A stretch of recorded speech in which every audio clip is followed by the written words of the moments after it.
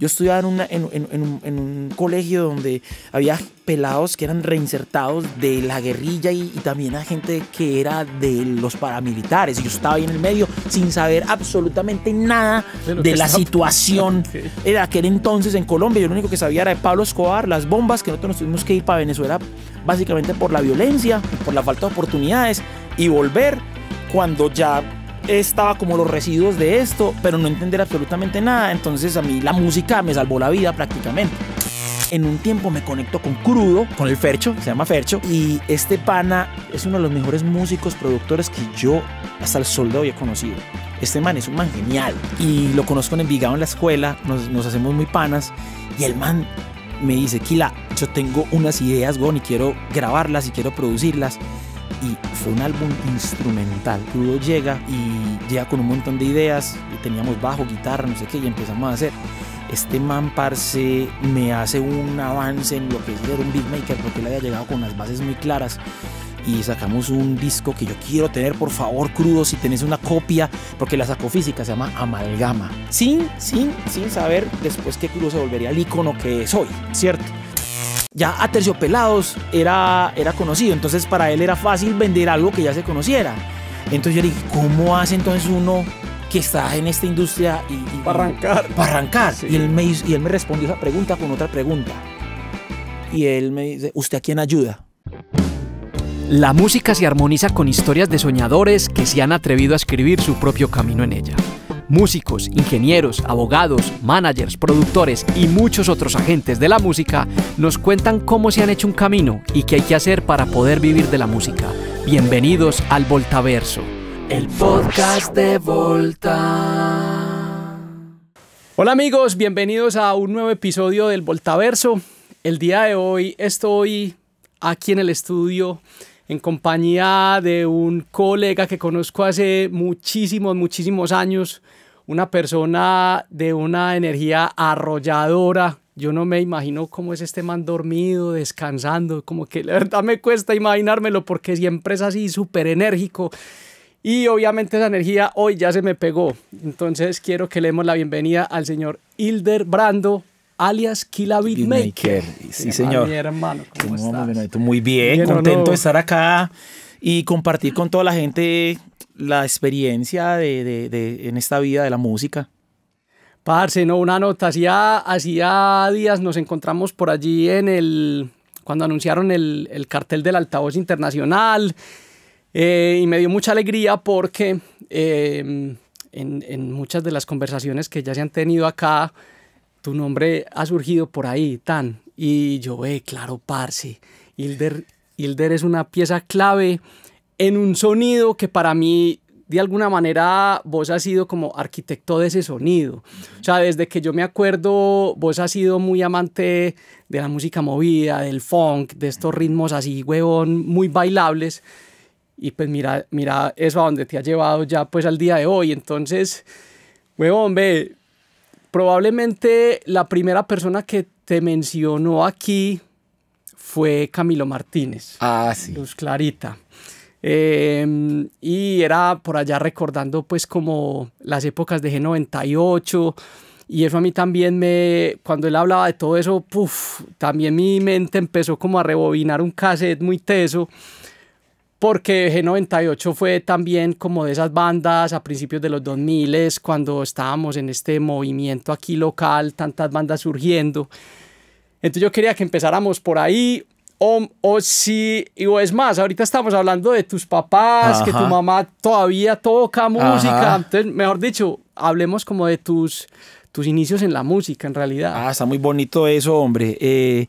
Pues yo inicié en la música, realmente fue en Venezuela. Yo nací aquí en Medellín, pero mis padres en aquel entonces me llevaron para Venezuela. Eso fue en mediados de los 80s.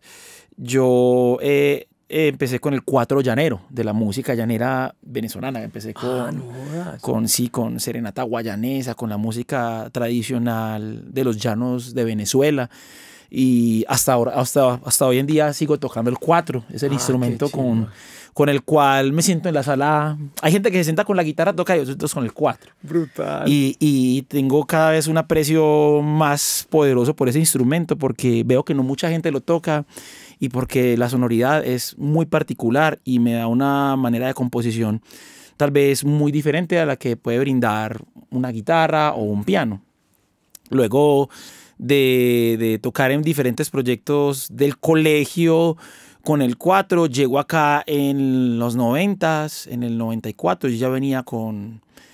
hay una cosa muy bonita de Venezuela que quiero resaltar de tantas cosas que tiene ese país tan hermosa, y es el amor por la buena música, men. O sea, Venezuela...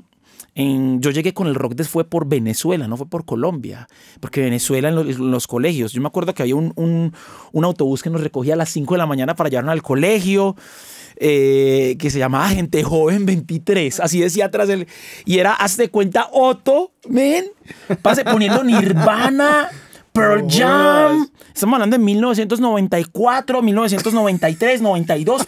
Yo ya estaba a las 5 de la mañana con un man, parce, de gente joven poniendo esa música, y eso a mí me movió mucho. Me acuerdo que yo escuché Collective Soul en la radio y yo dije, oh my God. Sí. Esa canción Shine. Sí. No, man, a mí todavía o sea, yo sentí eso y dije, oh, ¿qué es esto? ¿Cierto? Y empecé como a mirar los referentes, empecé a dejarme crecer el cabello. Yo llego a Colombia y ya tenía el cabello largo, y en ese entonces, en el barrio, yo soy de Bello, Zamora para ser más exacto, ahí fue donde yo llegué, autopista Medellín, Bogotá, sí, ok. Yo llego allá y las neas del barrio, parce, lo veían no me chudo, y allá era pura salsa y vallenato. Entonces fue muy loco porque yo cuando llego al colegio, acá a hacer 10º y 11, que fue como los años en que yo realmente, o sea, vine a terminar esos 2 años, me conecto con 2 parceros que hasta hoy en día son panas míos, y uno era guitarrista y otro era baterista. Pero entonces este amigo baterista, que en este momento se dedica a hacer sillines para moto, incluso para batería, mandé a arreglar un sillín de batería estos días, me lo entregó un par de semanas, hermoso, en cuero café. Giovanni, un parcero, ese contacto para la moto, es un capo. Él no tenía batería, entonces él salía a la calle con Taylor y tocaba, él hizo una batería hechiza con tarros de leche Clean y radiografías. Y con eso recogieron para la primera batería, y ahí entro yo. Entro al Minuto de Dios, que en aquel entonces, que ahora se llama Uniminuto. Entro ahí y con eso cambia mi vida para siempre, porque ahí llega un personaje que se llama Pablo Benavides, un español que trabajaba para una ONG belga, y entra a mi salón de clases. Hay que entender que Hilder ahí tenía como 15, 16 años, el cabello largo, negro, con una camisa que me ha hecho mi primo Mars. Imagínate, un primo Mars que es más izquierdista que un hijo de madre, me hace una camisa que dice Bastard. Me pinta una camisa que dice Bastard y la T era Jesucristo. Yo pasé a escuchar Collective Soul, que era cristiano, a escuchar Slayer, Pantera, Impale Nazareth, que era black metal, y puro death metal con el primo, porque yo conecté con un primo, marica, este primo que man tan cool, que en ese momento tiene las colecciones más grandes de salsa que hay aquí en Colombia, se puede decir. Es un melómano bruto y también de mucho metal. Entonces llego yo me acuerdo que ese man estaba, y eso fue un problema en el colegio por yo llegar con el cabello largo y yo no me lo quería cortar, eso iban del psicólogo, whatever. Todos tuvimos esa pelea en el colegio, sí. Y entonces llega este man y que quiere hacer un musical y que está buscando gente para cantar y bailar, y yo alzo la mano y entro como al musical a cantar. ¿Cierto? Yo hacía de la muerte porque tenía el cabello largo, me pintaban así la cara como un artista de black metal, weón. ¿Cierto? Sí. Tipo Kiss. Tipo minuto Kiss. De metalero. Ajá, y yo hacía de la muerte, ayudé a empezar como con la música y conecto a mis amigos Taylor y Giovanni. Taylor era el guitarrista y Giovanni para que toquen en el proyecto, y ahí nace G98. En el 98. O sea, el 98 es del año. Ajá, okay. Generación 98.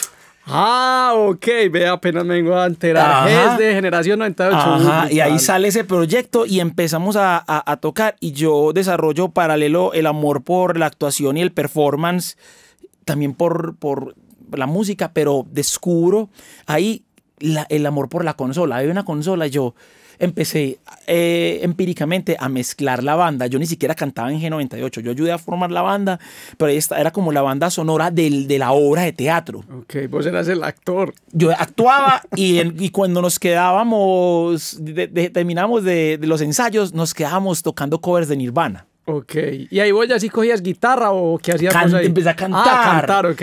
Y empecé a cantar covers de Nirvana, de Black Sabbath y de Doors. Ok. Sí, ok.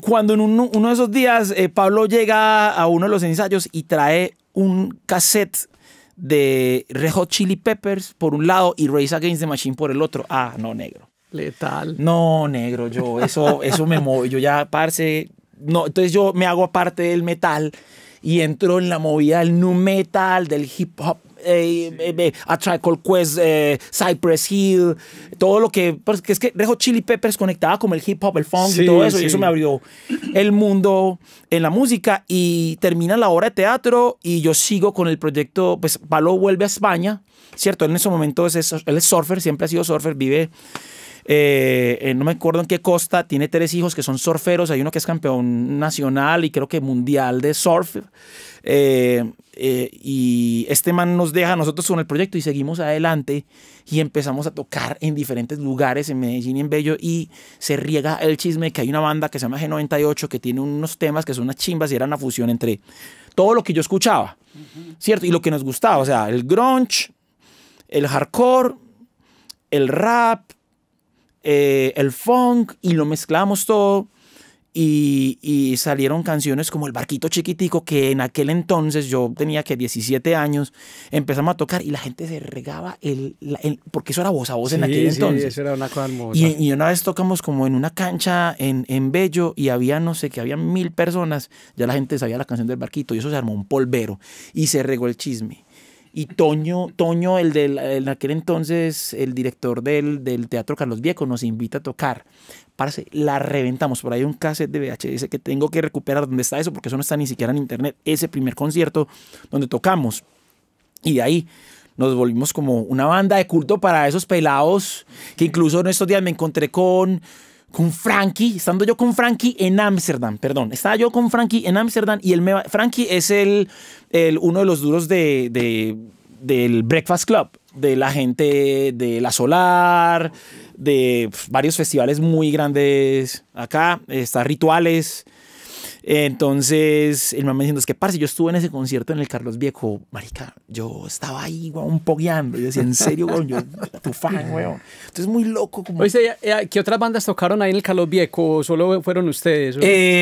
Nosotros, no, yo me acuerdo, en ese día tocamos nosotros, y una vez tocamos con una banda que se llama Shai, de Bogotá, que para nosotros era como, wow, era una banda con un bajista así todo fonquero muy brutal. Todavía sigo siendo amigo del bajista Camilo, y que anda en la onda tropical en estos momentos en Bogotá, haciendo música.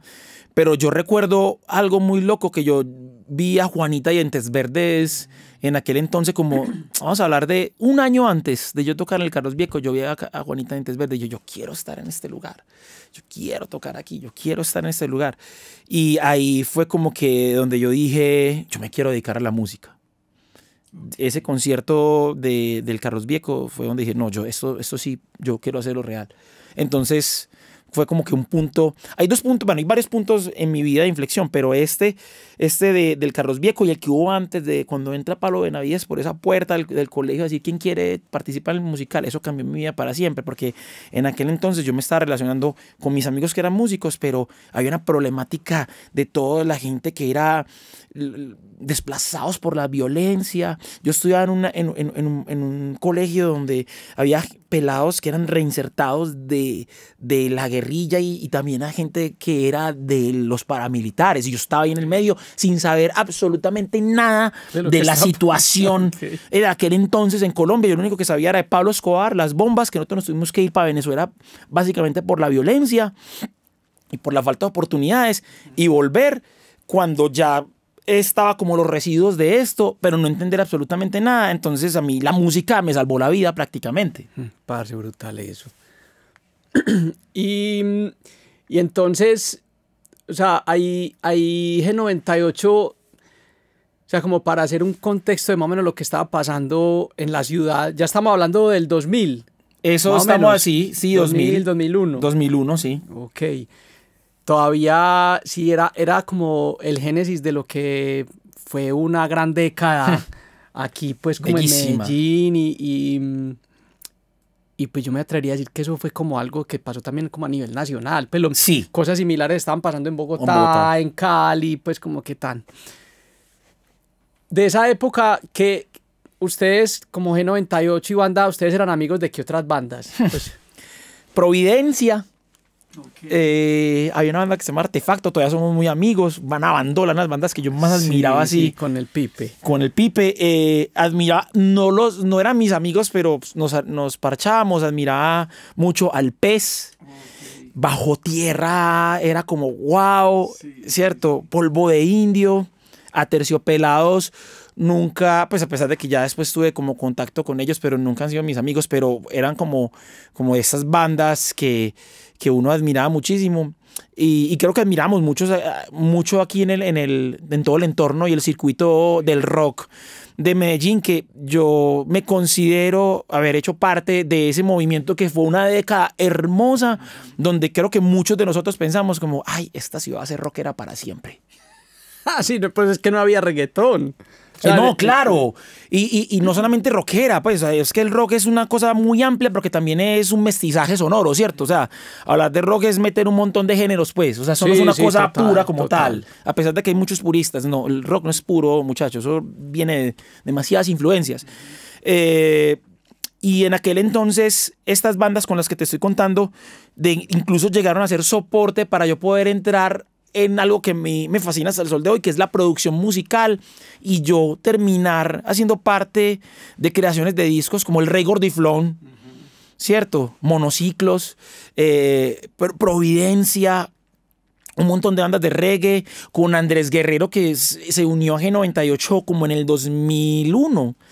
Sí, y hasta ahora un gran amigo que de hecho hizo el sonido en la participación del altavoz, que fuimos banda invitada, él fue el ingeniero, yo le invité, era por dos razones. Una es como, marica, vos has sido parte de mi historia, y porque eso es un teso, nivel teso, eso es un capo. Entonces creo que de esa generación y de ese tipo de artistas que fueron nuestros amigos, es algo muy bonito porque muchos de ellos seguimos aún aquí. ¿Cierto? Estamos hablando de esa época porque luego entra el 2005, cuando creo que es el primer altavoz, después vamos a mirar los datos, pero creo que es el primero, nos invitan a abrir a Terciopelados.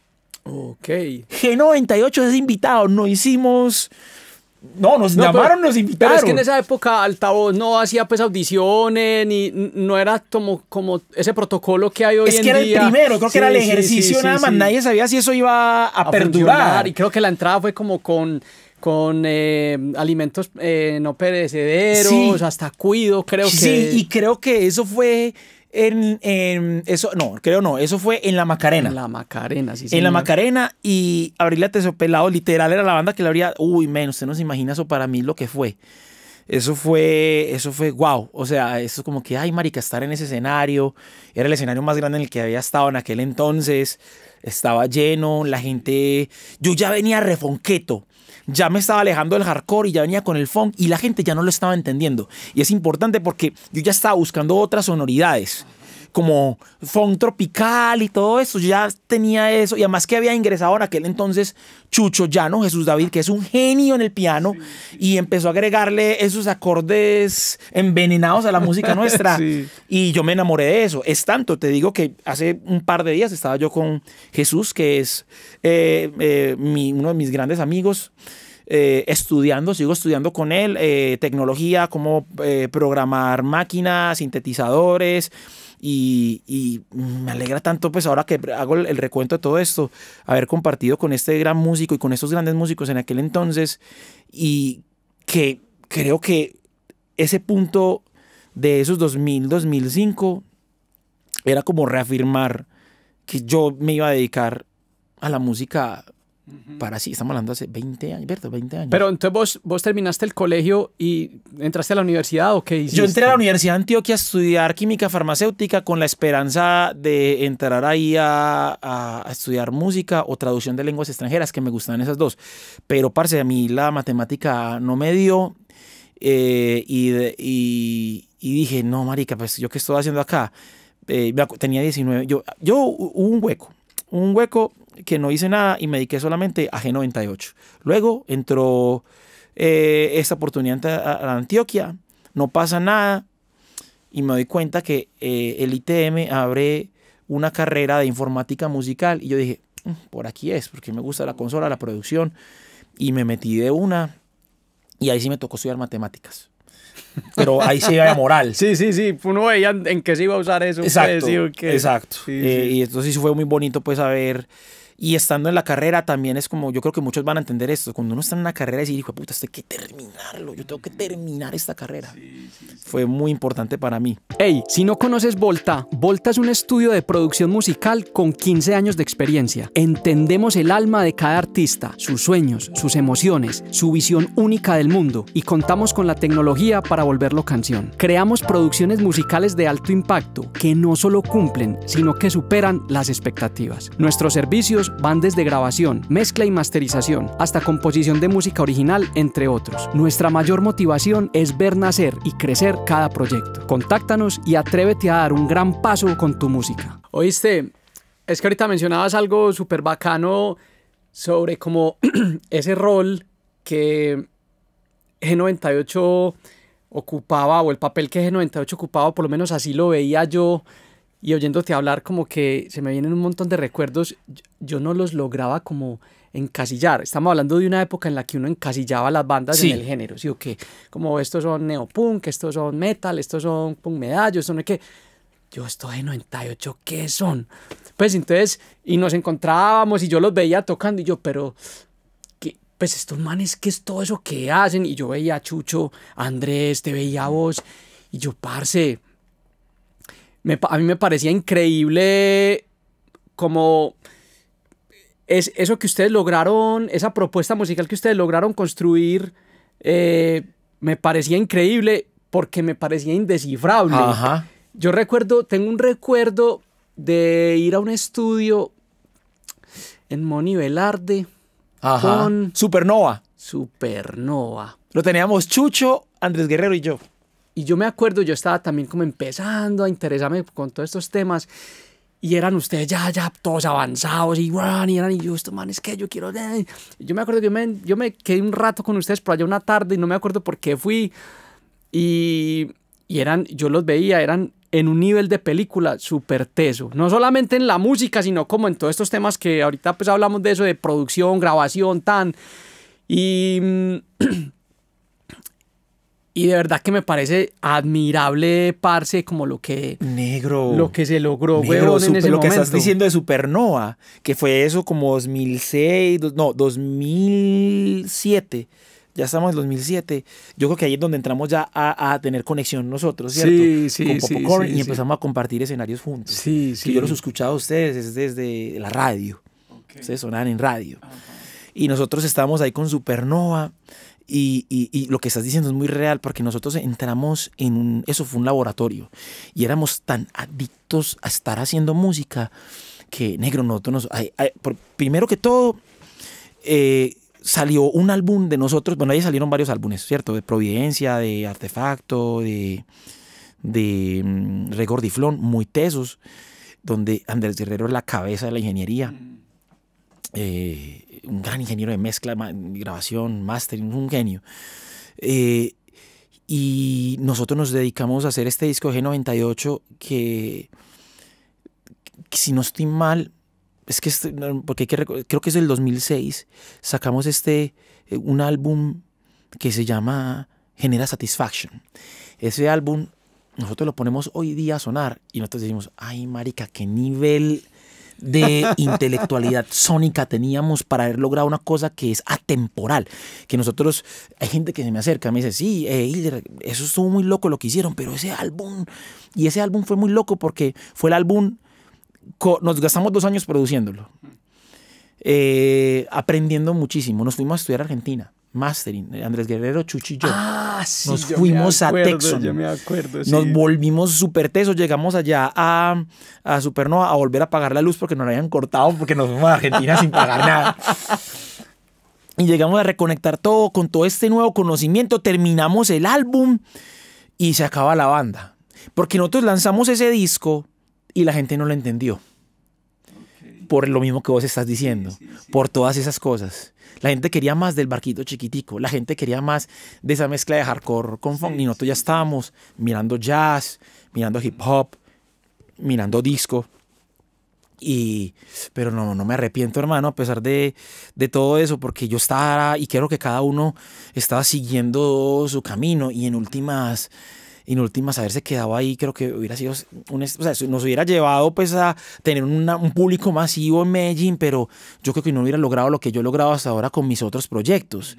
Entonces creo que todo pasa por algo, y es como el gran mensaje, es como que uno hay que seguir la intuición, porque uno vino aquí a hacer lo que uno quiere y lo que uno realmente desea de corazón, a pesar de que el público te esté pidiendo otras cosas. Esa es mi percepción. Sí, estoy totalmente de acuerdo con vos. Hay una vocecita que uno tiene interna, que uno a veces como que no la escucha muy bien, pero es lo que vos decís, es una intuición, y uno es como que hay algo que lo jala a uno para un lado, que no es como el que uno creería que sería el más obvio. Ajá. Oíste, pero la decisión de terminar la banda, ¿cómo se dio? ¿Por qué? O sea... la decisión... Bueno, entonces Supernova se muda para la 33, que Guido se volvió socio de nosotros en la 33. Okay. Y ahí hubo una fricción. Ahí ya Andrés Guerrero y yo no nos entendíamos, ni Guido, y decidimos cada quien abrir. Entonces fue como una cosa, porque Andrés y yo nos volvimos la cabeza del proyecto. Y nos mudamos para allá, un estudio más grande, con más cosas, pero realmente la sinergia que teníamos en el otro estudio pequeñito que tú conociste. Entonces hay otro mensaje ahí, hay que saber hasta dónde crecer. El de la 33 era una casa pintada roja por fuera, ¿sí o qué? Sí, sí.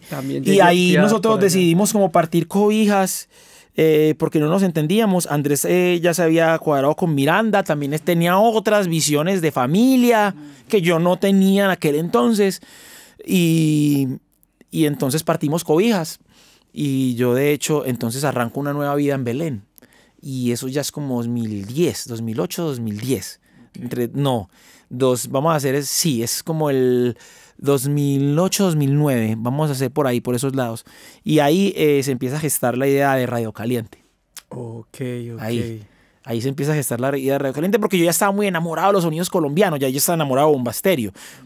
Cuando Bomba Estéreo entra, yo todavía estaba G98, y yo escucho Fuego, y digo, ¿qué es esto? Y además que está muy alineado con toda esa búsqueda que yo venía. Y después escucho Sistema Solar, Chuck Keep Down, 039, todas esas bandas de esa época, que muchas de esas todavía siguen, y con las cuales he compartido escenario. Qué nota, paz. Y eso cambia mi perspectiva. Yo digo, yo quiero hacer otra cosa. Y me meto de lleno en la producción de beats. Y es donde sale Killa Beatmaker. Pero Killa Beatmaker era el productor de Radio Caliente. Pero vení. Antes de que entremos ya más a fondo en ese capítulo, ahorita hablabas de producir Providencia, Rey Gordiflón, en una época en la que la producción musical todavía era como una exploración extraña. Pues es decir, uno estaba acostumbrado a escuchar a las entrevistas de los grandes artistas que uno ha admirado siempre, que hablaban así como, no, y como con mi productor, y que el ingeniero, y no sé qué, y uno no estaba acostumbrado a esas figuras acá.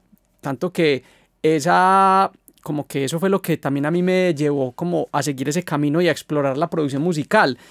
Pero uno no tenía como más productores a quien preguntarle esto cómo se hace, qué es ser productor. Entonces te quería preguntar sobre ese ejercicio de producción musical en una época donde eso todavía era como una cosa rara, porque no era, o sea, no era simplemente poner un micrófono a un instrumento o a una amplificadora y grabarlo, sino como todo el ejercicio de parce, hagamos que este proyecto le pasen cosas bacanas. Entonces, ¿cómo era ese ejercicio de producción en esa época? Bueno, es que es bien, bien interesante porque primero nosotros sabíamos que era producción musical. En ese tú me dices como producir Provi. No, yo no creo que yo haya producido ni Provi ni Rey. No, yo creo que ninguno de ahí sabía que había un productor. Creo que era un montón de cabezas. Primero Camilo, el de Provi, sabía lo que quería. Rúa y Juan Antonio sabían lo que querían. Yo estaba de ingeniero. Yo sí era como más, y con Guerrero como más ingenierísticos de cómo poner el micrófono.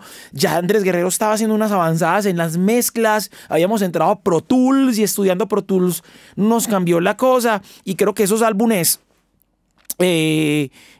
Chucho también tenía una capacidad de producción sin saberlo, y como arreglista, porque él participó en todos esos álbumes. En todos esos álbumes él participó como pianista o haciendo arreglos. Yo creo que a Chucho fue el que me mostró el Reason por primera Sí. vez, creo. Sí, Chucho. Todavía es un teso en el Reason. Imagínate, pero nadie sabía eso de producción. Simplemente poníamos como producido en Supernova Records. Ok. Ajá, pero luego yo creo que el concepto de productor entra cuando ya... Yo creo que Andrés Guerrero y yo nos separamos y creo que ahí entramos los dos como listo. Bueno, yo voy a enfocarme en producir. ¿Y qué es producir?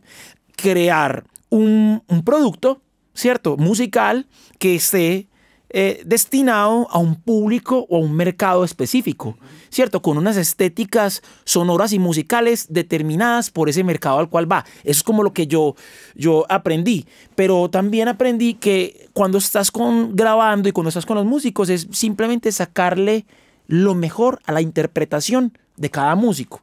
Creo que ahí es donde yo entiendo eso. En aquel entonces no, pero lo hacíamos. Sí. Lo hacíamos sin saber.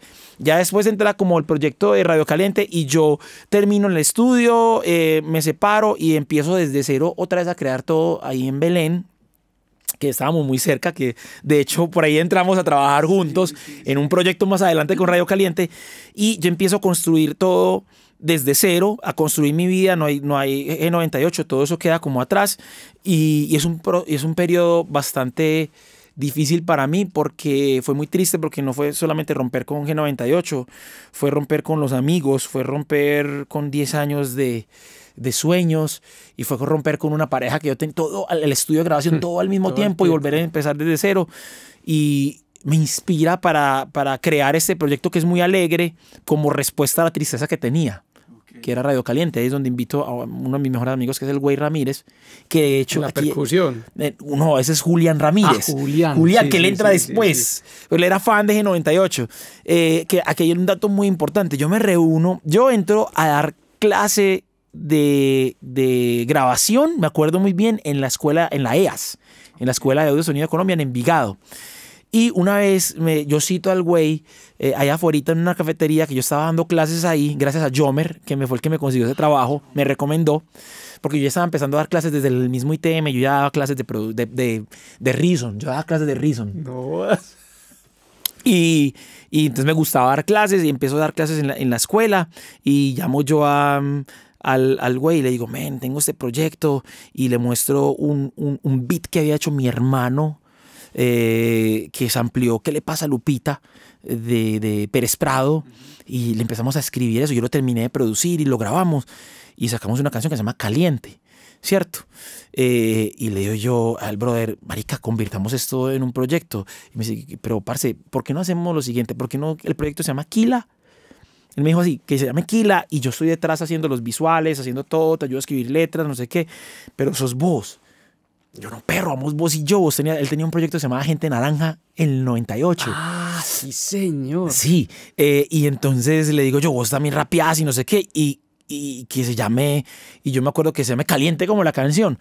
Me voy para la casa y lo llamo, brother, ya tengo el nombre para el grupo. Me metí en Google y busqué Radio Caliente y no está, y lo voy a registrar. Y dice, parce, está en la chimba. Eso fue las dos, son Caliente, y después se me ocurrió Radio. No hubo una búsqueda.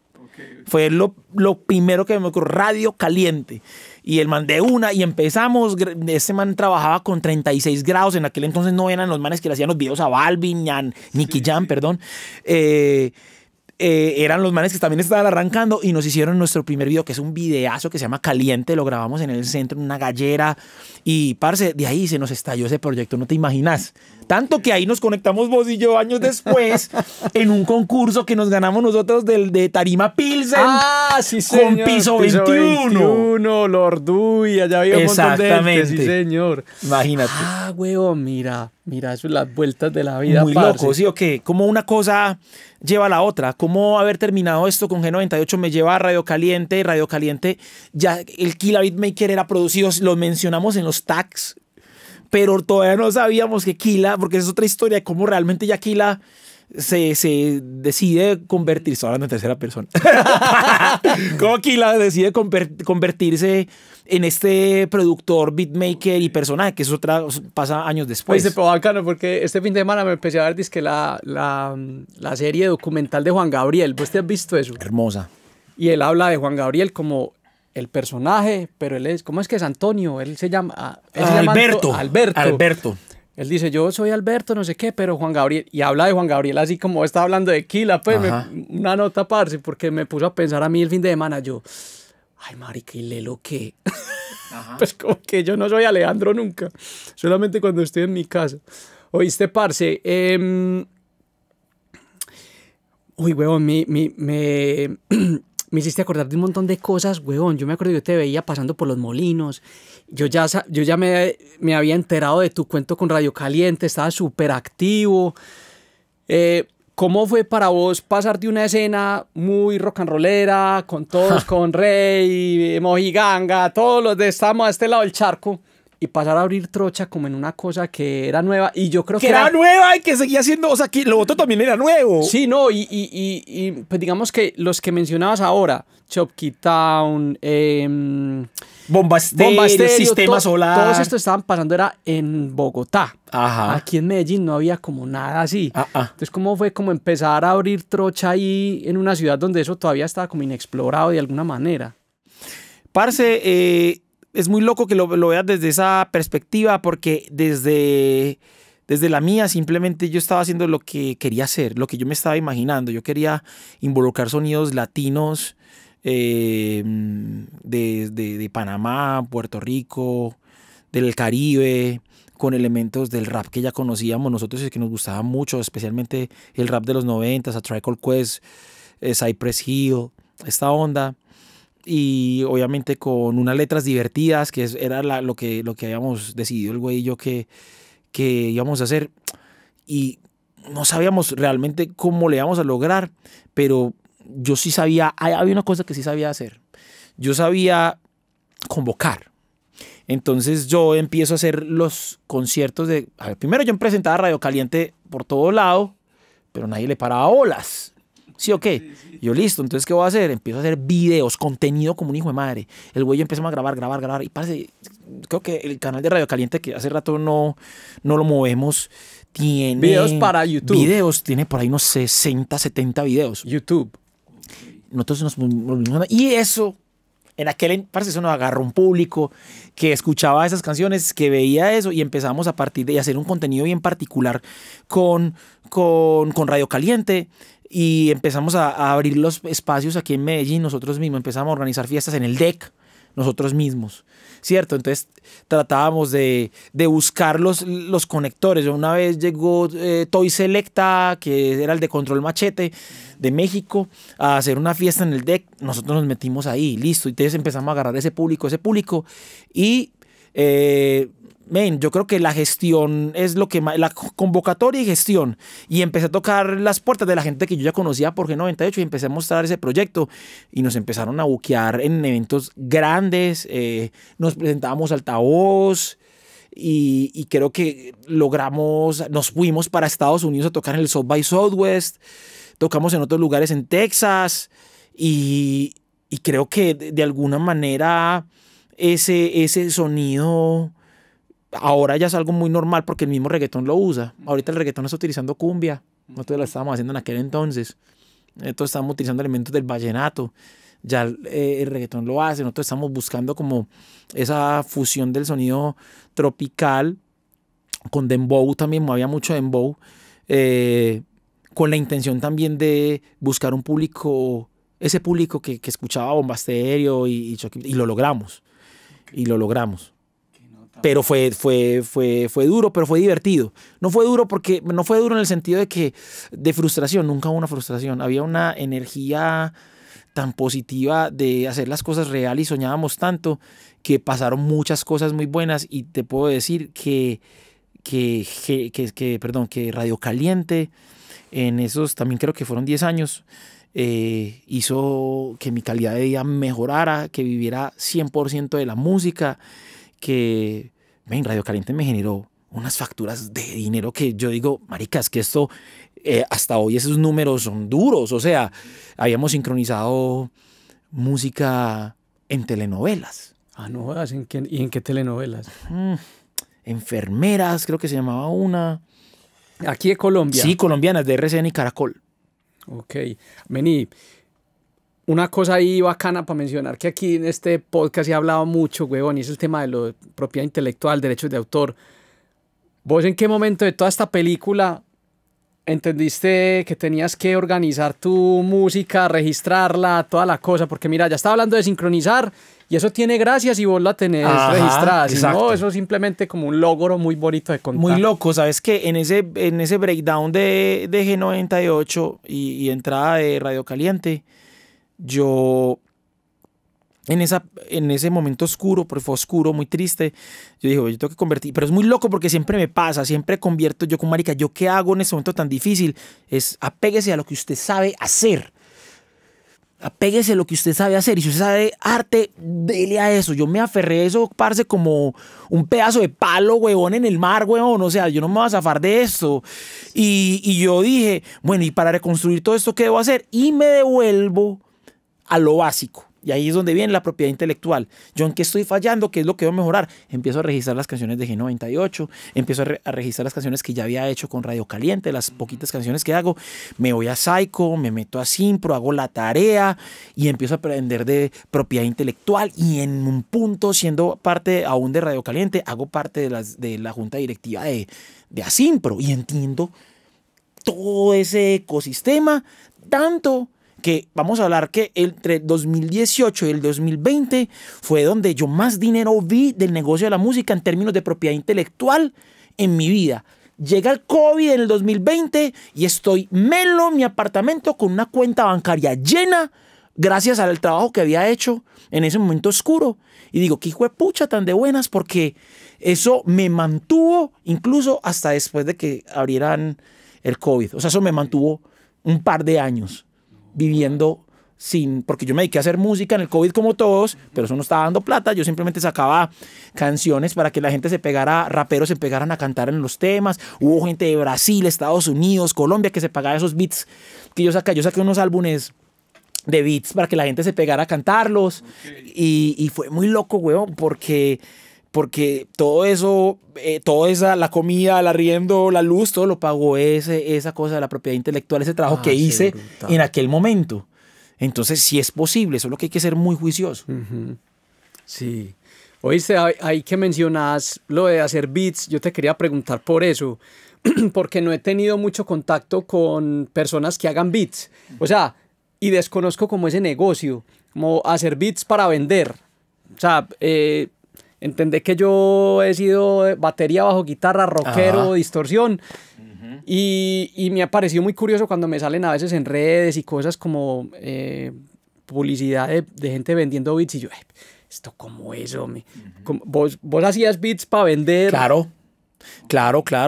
Y cuando yo empecé a hacer los beats la primera vez en Fruity Loops. O sea, yo era beatmaker sin haberme puesto el beatmaker. Como en el 2001 ya empecé con el FL 2.5, que no se llamaba FL, todo el mundo le decía Fruity Loops. Sí. Luego Chucho me presenta Reason y entro en Reason. Pero cuando empiezo a estudiar Pro Tools, porque luego me vuelvo instructor de Avid, certificado para certificar a otras personas, también eso me ayudó mucho también a hacer plata. Empiezo a hacer los beats desde Pro Tools y empiezo a conocer un montón de beatmakers en el medio del reggaetón que me empiezan a llamar y que empiezo a trabajar con ellos y ellos ven que yo abro Pro Tools y yo, men, ¿cómo es posible hacer Pro Tools ¿cómo es posible hacer beats en Pro Tools? Okay. Y yo, brother, no sé, pero así los hago. Y utilizaba mucho sampling en aquel entonces, mucho sampling para hacer los beats y algunos plugins como la 808, ¿cierto? La clásica que la utilizaba dentro del Pro Tools y hacía todo desde los beats, la grabación, la mezcla y el mastering.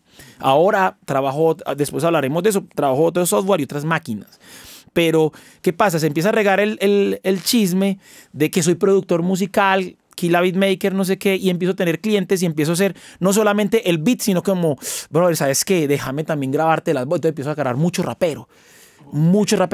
Pero vamos a devolvernos un momentico al 2000, porque el único momento en que yo trabajaba en mi vida en una cosa que no es la música fue en esa época que yo no estaba, que ya había salido del colegio y entro a trabajar en co-desarrollo gracias a una tía que en paz descanse, que me consigue este trabajo y empiezo a trabajar en una empresa ahí de reciclaje, huevón, para hacer PETs, con los que hacen las bolitas de fuchi. El PET, es un material reciclado. Yo no duré 6 meses. Me sacan de ahí, huevón. Yo paralelo que voy trabajando ahí, voy ahorrando y me compro eso era una Boss, una maquinita Boss para hacer beats. No me acuerdo la referencia de esa voz y ahí empiezo a hacer los beats. Y allá en el barrio empiezo a agarrar a gente de la clica, ¿cierto? Raperos de la clica y les empiezo a grabar algunos, al Bucanero, me acuerdo, Bucanero de la clica, que después se pegó muy duro con un tema de reggaetón, ¿cierto? Con Ocollaje, un tema que se pegó en todo Colombia, pero en aquel entonces él hacía parte de la clica y empiezo a hacer beats y esos raperos empiezan a cantar y yo me consigo con la plata que me echan de ese trabajo, porque era muy mal trabajador, una 4-track de cinta y ahí empezaba a hacer los beats, grababa los 2 primeros tracks y los otros 2 tracks me quedaban para grabar bajo o guitarra. A veces los bajos los hacía ahí o guitarras, iba y metía ese cassette a un equipo de sonido y volvía y grababa, me quedaban otros 2 tracks y ahí grababa las voces y después mezclaba con esa. Entonces yo ya estaba haciendo beats en el 2000. Okay. Pero ya estaba con Pro Tools. Y empiezo a hacer los beats, pero empiezo también a grabar. Yo no quiero solamente vender el beat, yo quiero producirlo todo porque yo sé escribir, yo sé ayudar y sé rimar. Entonces yo digo, no, yo quiero... Tan loco fue eso que en un tiempo me conecto con Crudo, ¿cierto? Que con el Fercho, se llama Fercho.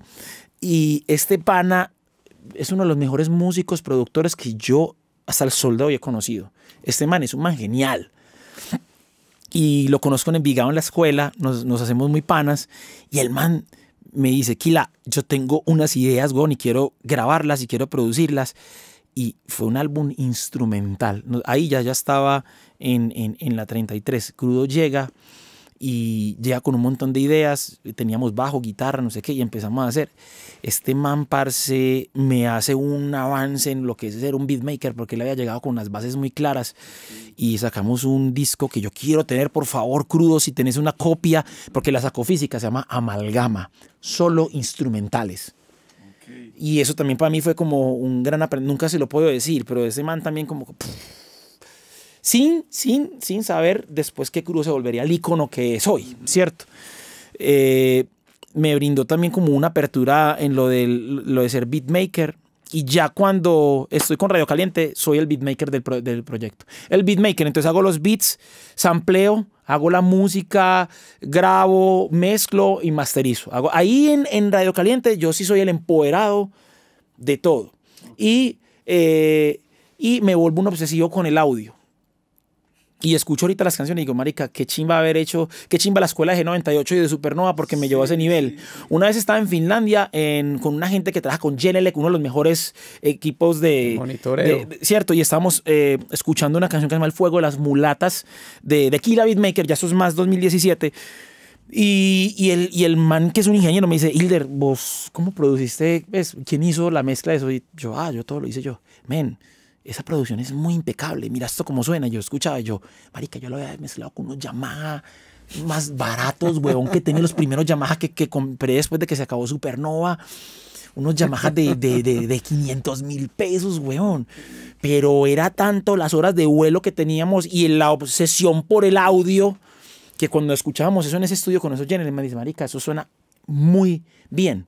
Y esa canción me abre la puerta, ese Fuego de las Mulatas, a un sello francés que se llama Galletas Calientes, que le encantó el proyecto y lanzó, que pues hablaremos de Killa Beat Maker, me estoy acelerando, pero esto lo de ser beats, que es la respuesta, lanzó un EP, un vinilo en Francia con este sello que trae 5 canciones, dentro de eso El Fuego de las Mulatas, y es hasta ahora el disco que yo más he vendido a nivel mundial, porque eso vendió en Japón, Estados Unidos, toda Europa, y eso luego me abre la puerta a estar tocando como estoy tocando ahorita por muchos lugares del mundo. Ok.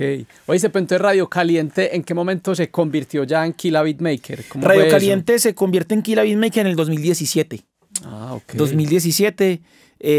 Yo decido meterle duro porque ya estaba un poco cansado de jalar gente. Ya Radio Caliente era Eva Peroni, que es la bajista de Messier Periné, gran amiga, cierto, que también tiene su propio proyecto muy similar ella a Killa. Estuvo allá en lo de Pilsen. Exacto, claro. y esos fueron unos momentos muy lindos de amistad, así también como los de G98, Supernova, Radio Caliente también fue muy bello. Eva Peroni, Camilo Henao, el baterista. Ah, claro. Julián Ramírez, el güey y yo.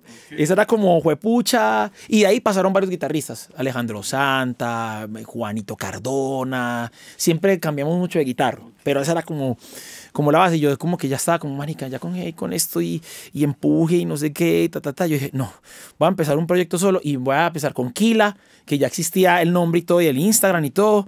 Y le voy a meter y voy a empezar a producir estos discos. El Juego de las Mulatas fue lo primero que hice, así como Radio Caliente. Lo primero también que me agarran y me llaman para hacer otras canciones. Saco este vinilo que genera un impacto súper positivo. Incluso salió en la pandemia, eso es muy loco.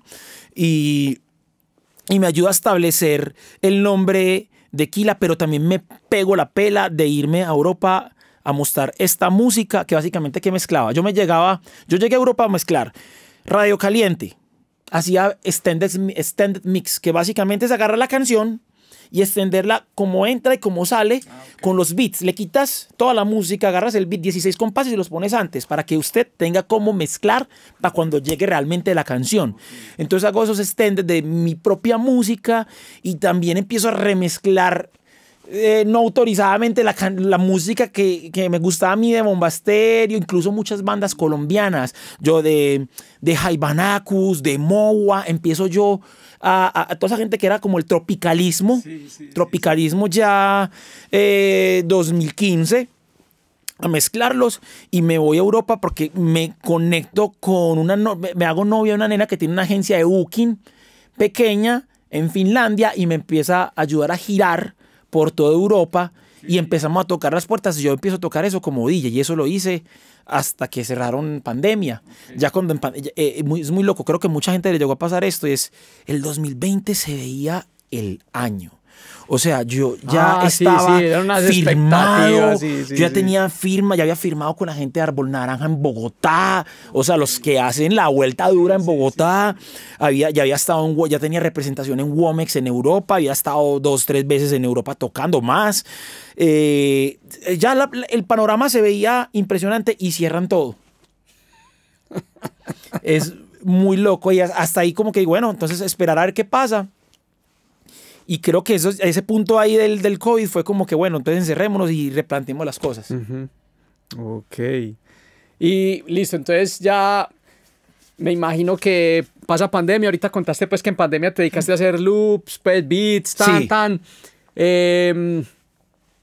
Y ya pues se ha venido, creo que es ponerse al día con las expectativas que habían ahí justo cuando llegó pandemia, ¿o qué? Pues porque, bueno, yo te he visto girando por el mundo con una puesta en escena brutal, que quiero que nos contes un poco de eso porque veo que tenés percusión, gaita, vos ahí también tocas percusión y estás con tu set pues ahí como también de DJ y te he visto en unos festivales increíbles, pues en unos lugares que uno dice, este weón, qué hombre.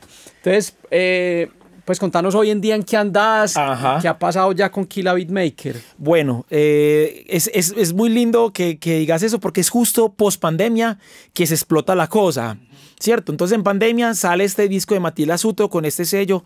Esto se vende muy bien. De hecho, sacamos una reedición de esos vinilos porque se ha vendido muy bien. Hace poco lanzamos una nueva canción con este mismo sello, con este sello francés.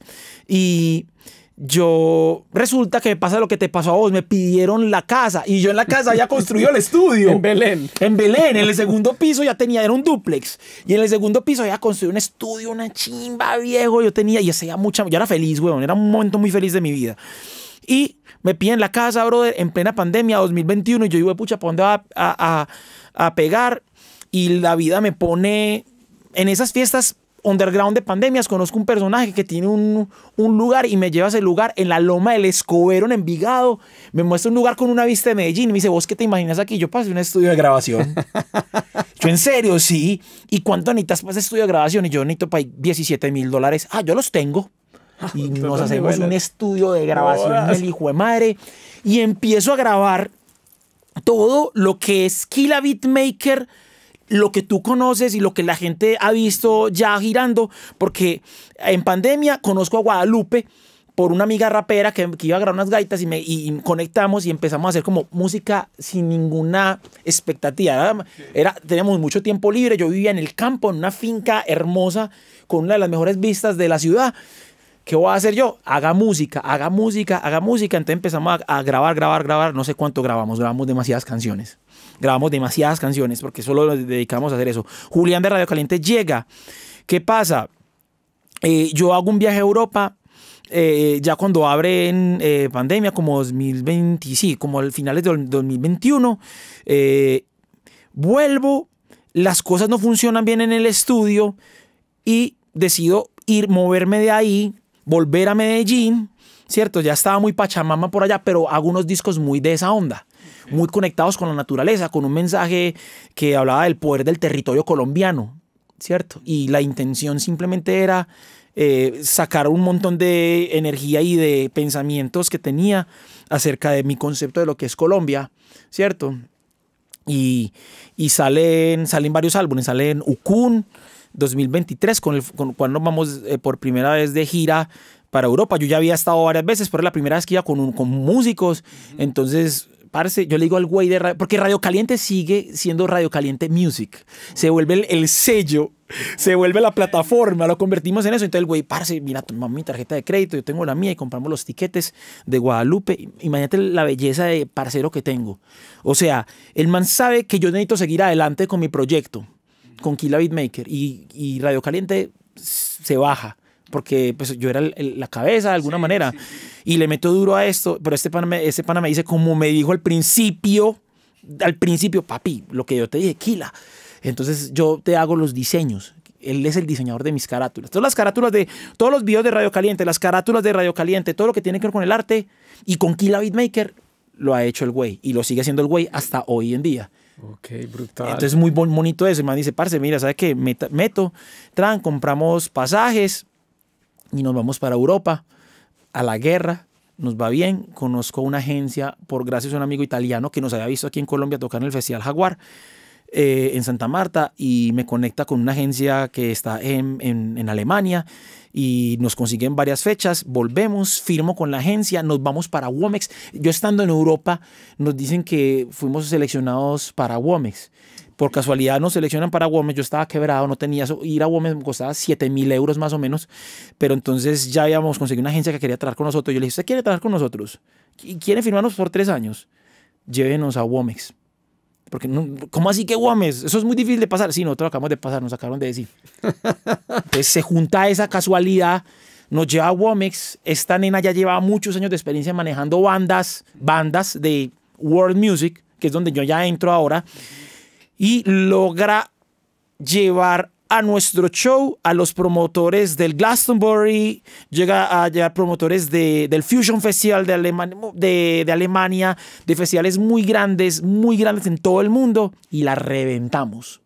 Pero fue muy loco y eso es creo que para terminar esta parte ahí, que eso fue lo que explotó todo lo de Tequila Beatmaker a nivel mundial, es en ese momento la reventamos, pero pasó algo muy loco. Nosotros nos montamos y empezamos a tocar y la estábamos reventando y se fue el sonido. Se fue el sonido, estaban todos ahí. Y entonces nosotros no paramos, porque afortunadamente todos éramos músicos. Entonces yo tenía el ton de piso con el que toco en vivo, las máquinas, obviamente como se fue la luz, Julián la percusión, el alegre, Guadalupe la tambora y nos quedamos dándole. Y agarro yo el micrófono y empiezo a hacer un big bass y empiezo a improvisar enfrente de la gente y empiezo a decir en el rapeo, gracias al hip hop, llego yo y empiezo a decir el rapeo, que loco es esto, es un momento de los más importantes para nosotros, se nos va el sonido, pero que así no es la vida. No planeamos una cosa y no sale como la pensamos. Y nos toca es ¿qué? Improvisar. ¿Y qué estamos haciendo? Improvisar. En ese momento nos dice el ingeniero que volvió el audio, yo llego, pum, busco la segunda canción y ¡bum! La gente para arriba. La reventamos, nos bajamos del escenario, todo el mundo hablando, no, que hijo de puta show, y van diciendo, y esa parte donde ustedes paran y se quedan orgánicos, qué cosa tan genial. Okay. Y nosotros por dentro es que, marica, se fue la luz. Y nosotros, sí, ey, ese show está increíble, esa parte así orgánica donde se quedan los tambores y usted rapeando. Va a tocar hacerla ya de gusto. No, y varias veces pasó como cosas así y seguíamos adelante. Y eso es la vida, ¿no? Usted tiene un plan. Y, parce, a mitad de camino o al principio o llegando al final, la cosa le cambia, sí, le tiran la carta que no es. ¿Y usted qué le toca? Ponerse a llorar. Esa es una opción. La otra es freestyle. Total, parce, brutal. Oíste, vos que ya has estado pues como curtido en muchos escenarios a nivel mundial y todo, ¿vos crees que qué sería lo que más rescatarías de todos esos años de G98, Supernova, Radio Caliente? Pues como cuando todavía no habías tenido una proyección internacional, ¿hay algunas cosas que vos digas o puedas reconocer que te ayudaron a poder mantener el proyecto o la mentalidad que tenés hoy, pues como de esos años aquí cuando estábamos empezando en los 2000? Claro, sí, lo principal era el sueño de vivir de la música. Cuando yo estuve con G98, yo soñé ser Jim Morrison, lo recuerdo muy bien, tenía 19 años, la edad, me acuerdo de la edad, como marica, qué chimba ser un Jim Morrison. Bueno, después, bueno, ya me di cuenta que no iba a ser Jim Morrison, ¿cierto?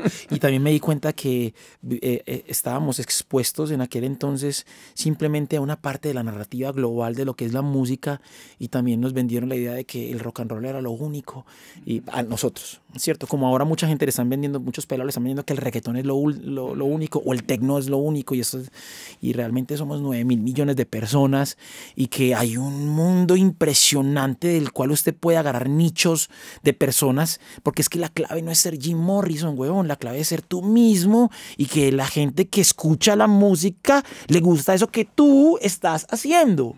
Y resulta que la hay, ¿cierto?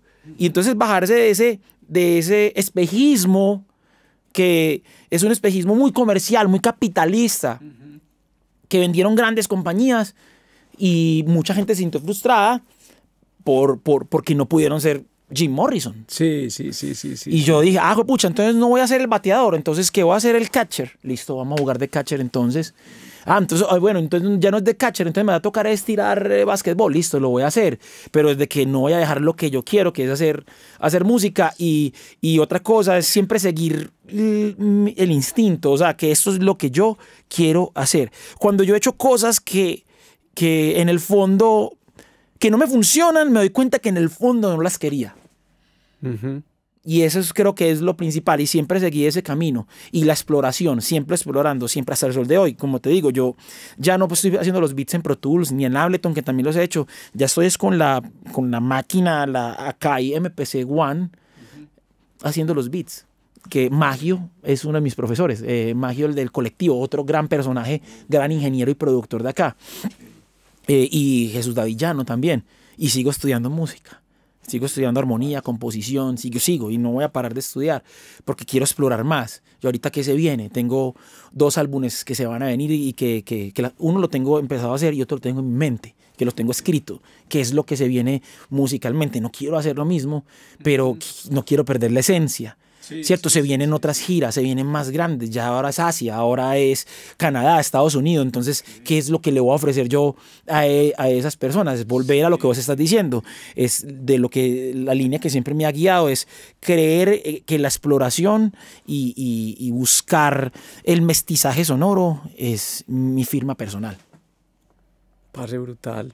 Yo creo que una cosa que yo resaltaría de todo lo que has dicho es como tener la claridad de esa búsqueda de lo que uno quiere. Pues, ¿sí me entendés? Creo que en todas las historias que has contado, todo lo que has dicho, se nota que has sido un man obsesionado con hacer realidad ese sueño de la música. Y como hiciste en ese concierto que se fue la luz, pues la energía, en el camino te has reinventado, has encontrado la manera de resolver y poder seguir en la búsqueda de la realización de ese sueño. ¿Sí?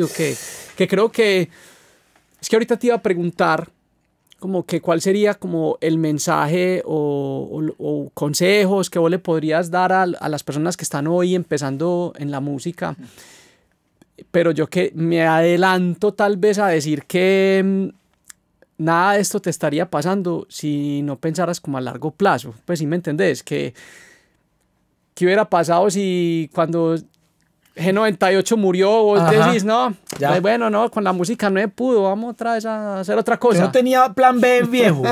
Y no tenemos plan B, ¿sabes? Y yo creo que también hay otra cosa, aparte de proyectarse a largo plazo, es que hay que crear las oportunidades. Eso es lo que yo aprendí. Te voy a dar un caso, y se pueden aplicar en casi todo.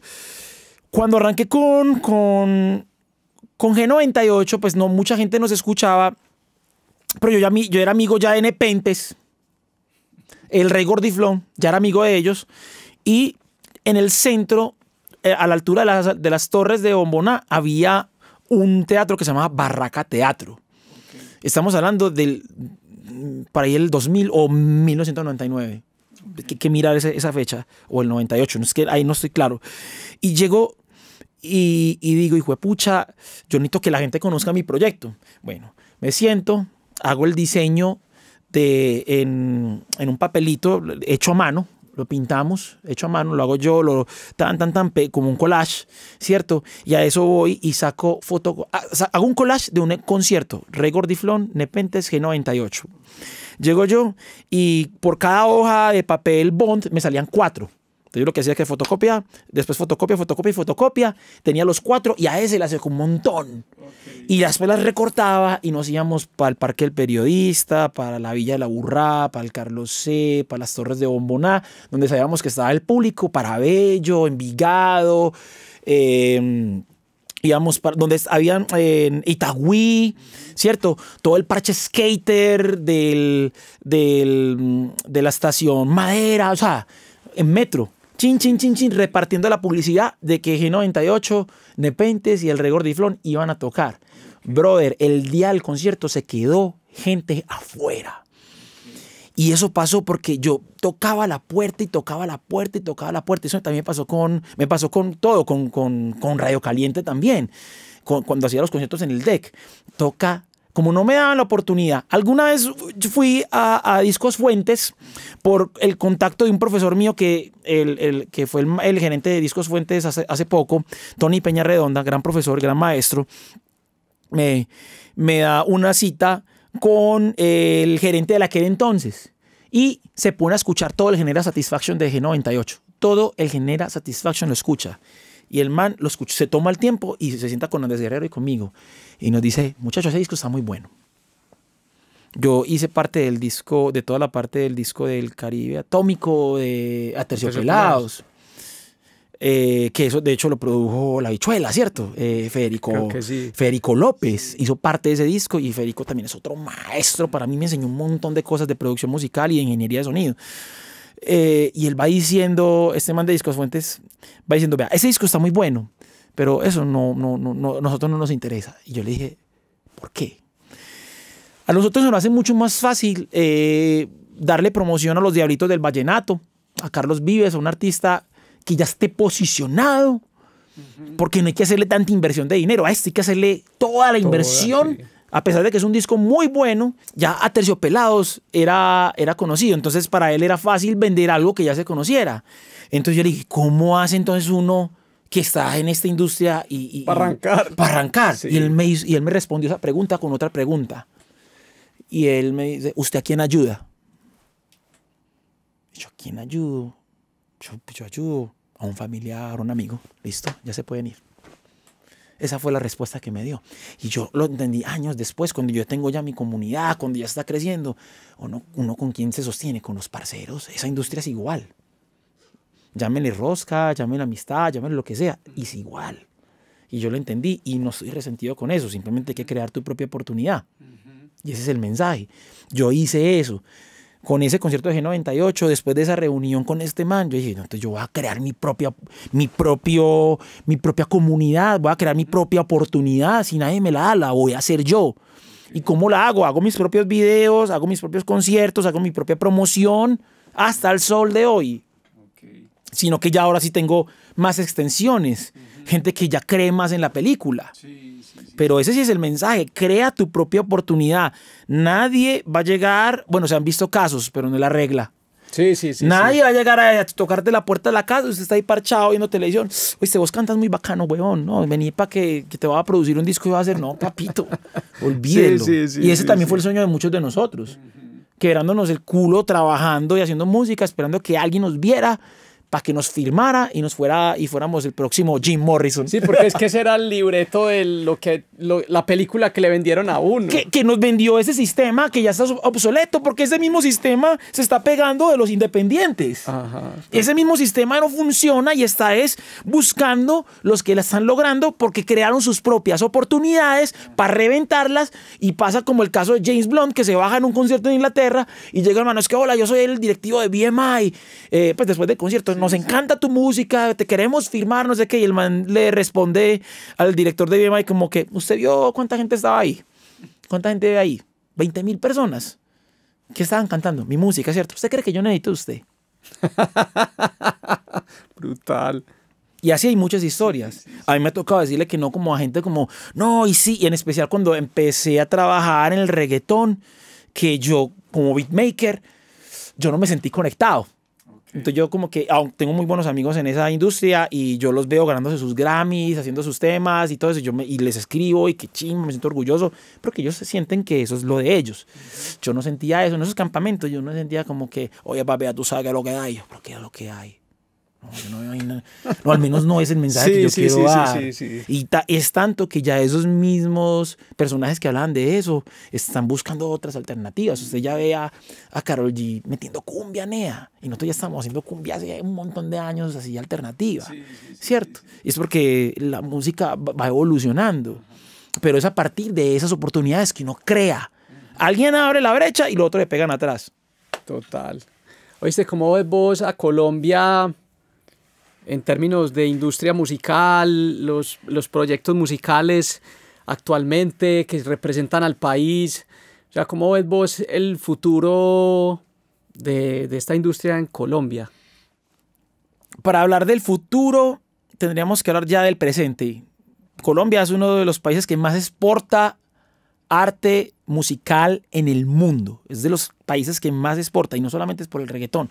Usted ve ahí reggaetón, house, techno, la música electrónica colombiana tiene mucho mercado. Hay muchos productores, songwriters, escribiendo. Ahorita hay songwriters paisas que están ganando Grammys. Catriel y Paco Amoroso acaban de ganar unos cuantos Grammys. Y el que está detrás escribiendo con ellos es un parcero. Vivarco. Sí. Y es colombiano. Él está exportando también, porque es un man que es un songwriter muy capo, ¿cierto? Tenemos proyectos musicales también alternativos que están afuera dando vuelta, y mucho colombiano que está viviendo en el exterior en estos momentos, que está haciendo música colombiana y que tienen unos mercados en Europa, Estados Unidos, Asia, México, el Canadá. Entonces, creo que si partimos de lo que ya está pasando ahora y sumándole el hecho de que la nueva generación está escuchando un montón de música y están con todo el vintage nostalgia pegado, total, que me encanta. Sí, o qué. Creo que lo que se va a venir en el futuro es realmente un híbrido tan poderoso que puede estar posicionando a Colombia o establecer a Colombia como uno de los referentes más importantes en la creación musical en el mundo. No, y sabes que yo le añadiría a eso que dijiste, que yo quisiera, tengo como una corazonada de que esa mezcolanza de sonidos que vos estabas hablando, siento que las generaciones nuevas están encontrando el amor en la cumbia, en los sonidos de verdad de nuestra cultura, y la van a saber fusionar con sonidos internacionales, y creo que Colombia va a encontrar un sonido que la gente va a decir, esto es, es el nuevo sonido colombiano. Es el nuevo sonido colombiano. Es el nuevo sonido colombiano, porque hay que entender que la cumbia impactó tan fuerte, y cuando uno viaja tanto se da cuenta de que gracias a la cumbia también tengo un público ni el hijo de madre en el mundo, a pesar de que yo no hago cumbia. Hay cosas de cumbia, sí, pero no, yo no hago cumbia. Pero ese precedente que marcaron tanto, Andrés Landero, tan fuerte que fue, que incluso Joe Strummer en entrevistas para la BBC, y hay videos que lo respaldan, él llegando en su apartamento y dijo, esto es real, mostrando a Andrés Landero, huevón, en los 70, esto es música de verdad, esto es lo que yo estoy escuchando. Saber que The Clash, una de las bandas que más nos influenció a nosotros cuando éramos unos culicagados bailando en el Ram Slam al frente de Monterrey, sí. Churastero Churago, está influenciado por la música colombiana. Total. Eso es muy loco. Sí. Es entender el poder que tiene eso. Y las generaciones nuevas, yo creo que es gracias a la información, al acceso a la información que tenemos. Las generaciones de ahora están tomando todos esos elementos y el vintage nostalgia, están volviendo también a utilizar los tocadiscos y se están desconectando de las redes, porque eso es un tema también bastante complicado, que las generaciones nuevas están diciendo, qué basura me están ofreciendo, aquí me están ofreciendo un montón de cosas superficial. ¿Y qué pasó? Como es de chimba, un vinilo, un cassette, sí, están CD, encontrando el formato, tomar fotos con las cámaras, se van a donde están vendiendo allá en el centro a comprar cámaras baratísimas, análogas para tomar fotos otra vez, que me encanta, porque es otra vez desconectarse de un mundo que está igual de viciado o peor como estuvo viciado en el momento en que nos mostraban a Jim Morrison, a Bon Jovi, a Guns N' Roses, y uno decía, esto es la música. Ajá. Amigo, la música es mucho más grande que eso, es una cosa universal, tan poderosa que la puedes escuchar en los ríos, en los mares y en el viento. Y ese es el gran aprendizaje para mí, que la música está en todo. Porque si usted se va a lo más profundo, son vibraciones y frecuencias. Bonito eso, parce. ¿Oíste? ¿Qué está sonando por estas últimas semanas y meses en tu Spotify o en tu plataforma de reproducción de música? Ajá, bueno, Spotify cancelada. Okay. Escucho mucho en Bandcamp, porque Bandcamp me da la oportunidad de escuchar cosas que no están muchas veces en las plataformas, y uno como DJ, porque también soy DJ, le encanta escuchar cosas nuevas. Una de las cosas más brutales cuando una persona va a bailar a un club es cuando el DJ está poniendo algo, y eso es lo bonito de la música electrónica, de cierta parte de la música electrónica. Vamos a decir, la alternativa, underground, independiente. Es que usted está poniendo música que tal vez para la mayoría de la gente es desconocida, y la gente está yendo justamente por eso, ¿cierto? Entonces, yo estoy escuchando, la verdad, estoy escuchando Combo Chimbita. Ah, eso es brutal. Sí. Pero ¿por qué entré a escuchar Combo Chimbita? Porque yo veía en los mercados culturales a través del mundo que yo me muevo, yo Combo Chimbita, pero nada, no había tenido la oportunidad. Cuando me llaman para abrirles el concierto ahorita en febrero que viene, yo, ya está la oportunidad, y empiezo a poner, ay, ¿qué es esto? Y veo que sí son colombianos, pero no viven acá, viven en Nueva York, pero son colombianos. Y hacen una música impresionante. Eso es como lo que estoy escuchando así últimamente. Y escucho mucho vinilo, estoy escuchando mucha salsa, mucho Joey Arroyo otra vez, como con eso estoy como volviendo otra vez a esa... Todos nos volvemos como a reenamorar de cosas viejas. No, es que uno escucha esas grabaciones y yo me siento tan orgulloso de haber hecho parte en un momento de mi vida de Discos Fuentes, estuve un momento en la universidad que estaba finalizando la universidad, eran los mejores estudiantes. El profe que trabajaba en Discos Fuentes me lleva allá y me suelta proyectos. Y me suelta proyectos y me empiezan a contar las historias, men. Eso fue ya como en los últimos años de 2007. De Fuentes. Ajá, Sí, 2007. Yo estuve por allá grabando un programa de Claro, eran como unos live sessions. Sí. Ay, sí, yo me acuerdo de eso. Sí. Es que creo que por ahí también vos y yo nos cruzábamos y es más, creo que cuando fui, vos estabas allá en esos estudios y me hablabas de la consola API que había y no sé qué, y un micrófono Sony. Seguramente era yo. Sí, creo que el Sony C80G. En este momento me estoy empezando como a acordar de eso, parce, qué locura. Sí, yo estaba ahí, en aquel entonces estuve ahí trabajando en Fuentes y gracias también porque me presentó un montón de música y unas historias, parce, Rodolfo Aicardi, el mismo Toby, que en ese momento estoy trabajando con él en mucha de la música que yo grabo, Toby graba las guitarras, los discos, de casi todos los discos que yo hago, Toby está ahí en las guitarras y es uno de los que cree mi proyecto ciegamente y también es como, piensa como, marica, el guitarrista de Quimosis, de Juanes, este man está trabajando conmigo en mi música, weón, es porque hay algo que de todo eso se está haciendo bien. Sí, una nota, parce, una nota. Hilder, parce, no, weón, aquí nos podríamos quedar horas y horas, weón, cortando tela y conversando. No, te quiero agradecer inmensamente por haber sacado el rato, haber compartido toda esta historia, parce, tantos puntos en común. Qué nota, hermano, de verdad me da mucho orgullo que estés representando nuestra cultura, nuestra música en tantos lugares del mundo, que hayas encontrado en esa obsesión tuya de querer hacer música, de vivir de la música, haber encontrado, y sé que seguirás desarrollando como ese camino y lo seguirás expandiendo y creciendo, pero al punto al que ya lo has llevado me parece admirable y te deseo, huevón, muchos éxitos en este año que viene.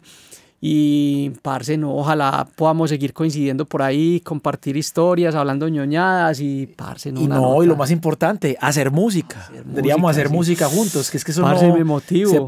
No se puede perder. Creo que el eje de todo es eso. Y para terminar, porque tienes razón, hay mucho de qué hablar y me alegra que no me hayas preguntado como acerca de porque siempre en la entrevista es como, bueno, ¿y qué has aprendido de tal país o no sé qué, esas ciudades?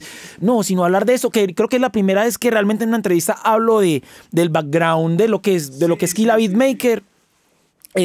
Brother, mira, creo que hay una cosa también muy bella que nadie le puede arrebatar a uno, y menos en esos momentos donde la inteligencia artificial es como que el boom y la burbuja, ¿cierto? De todo esto es como, mira, por más artistas ficticios que hayan, por más números inflados que existan, por más bots que existan, por más inteligencias artificiales que creen música en segundos, nadie te va a quitar el placer de agarrar tu guitarra, tu piano o tu instrumento y sonar ese acorde y crear música. Nadie, ninguna inteligencia artificial. Y esa es la respuesta a esto que estamos viviendo. Volvamos a las cosas que se tocan, a lo real.